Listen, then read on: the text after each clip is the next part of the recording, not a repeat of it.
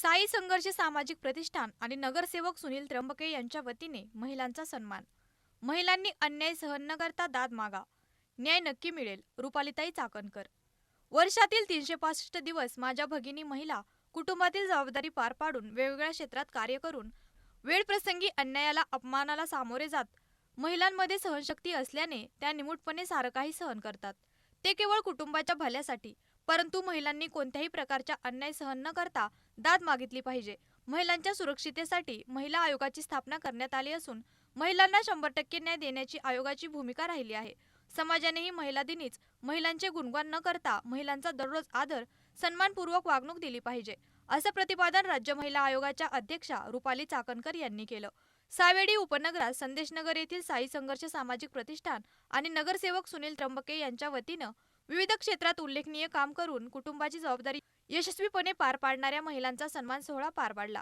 यावेळी रुपालीताई चाकणकर, आमदार संग्राम जगताप, राष्ट्रवादीचे शहर जिल्हाध्यक्ष प्राध्यापक माणिक विधाते, अभिजित खोसे, नगरसेवक सुनील त्र्यंबके, विनीत पाऊलबुद्धे, बाळासाहेब पवार, निखिल वारे, नगरसेविका रुपाली वारे, संध्याताई पवार, प्रतिष्ठानचे अध्यक्ष योगेश पिंपळे आदींसह महिला मोठ्या संख्येने उपस्थित होत्या। पुढे बोलताना रुपालीताई म्हणाल्या, महिलांनी निर्भीडपणे समाजात वावर करा, अन्याय सहन करू नका। शरद पवार साहेबांनी महिलांसाठी राज्यस्तरावर खूप मोठं काम केलं। सुप्रिया सुळे यांचा आदर्श घ्या। प्रभागात नगरसेवक म्हणून काम करताना सुनील त्र्यंबके यांचं कार्य आज राज्यात चर्चा होत आहे। साई संघर्ष प्रतिष्ठानच्या माध्यमातून वेगवेगळे होणारे उपक्रम कौतुकास्पद आहेत, असं त्यांनी सांगितलं।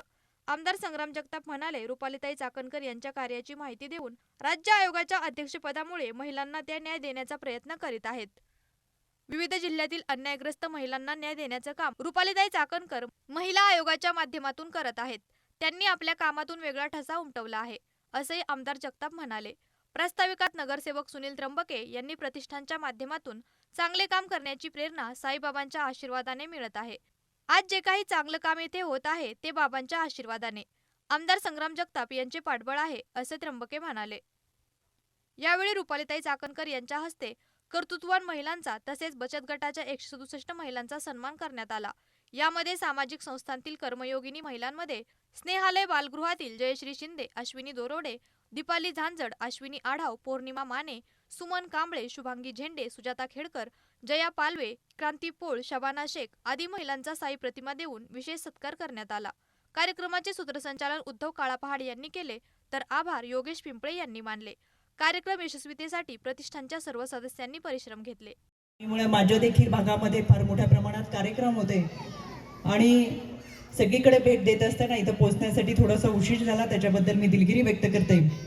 सुनीलजींसाठी मी 2 दिवसापूर्वीच व्हिडिओ करून पाठवल्यामुळे मला बऱ्याच माझ्या क्लासमेट या नगर भागामध्ये आहेत, त्या मला विचारायची कुठे कार्यक्रमाला यायचं, तर मी सांगायचे साईनाथ चौक, वसंत टेकडी, तुम्ही पोहोचा। म्हणजे इतका पत्ता देखील पाठ झाला होता आणि आपण या ठिकाणी सगळ्यांनी आलंच पाहिजे असं आग्रहाचं आमंत्रण सुद्धा सुनीलजीच्या वतीनं मी व्हिडिओच्या माध्यमातून दिलं होतं।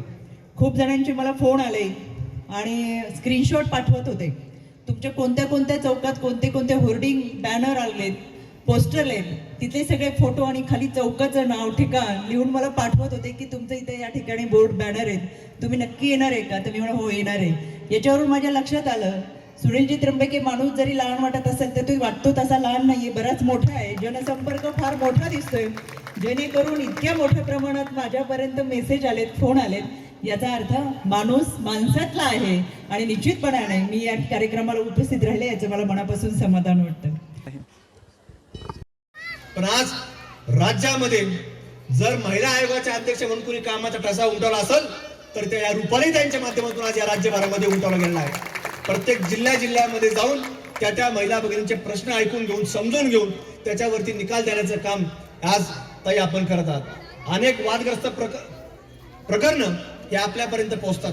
कालच आता एक मोठं प्रकरण टीव्हीवर चालू होतं, एक आमदार महोदयाचं आणि एक कुठल्या तरी महिला आपल्या पदाधिकारी आहेत ज्या भांडत असतात कुठेतरी राज्यामध्ये काही वेगवेगळ्या विषयांवरती, तर त्यांचं प्रकरण आपल्यापर्यंत पोहोचलेलं आहे की आता आपल्याला त्याच्यावरती निर्णय द्यायचा आहे।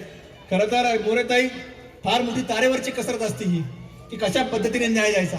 एकीकडनं सामाजिक प्रेशर, एकीकडनं राजकीय प्रेशर आणि दुसऱ्या बाजूने ज्या जबाबदारीने ज्या खुर्चीवरती आपण बसलोय महिलांना न्याय देण्याकरता त्याचा देखील एक सामाजिक दबाव असतो आणि त्याच्यामुळे ताई नेहमी सातत्याने महिलांच्या बाजूनेच कुठेतरी आपल्याला निकाल देण्याचं काम ताई करत असतात. ओम साईराम.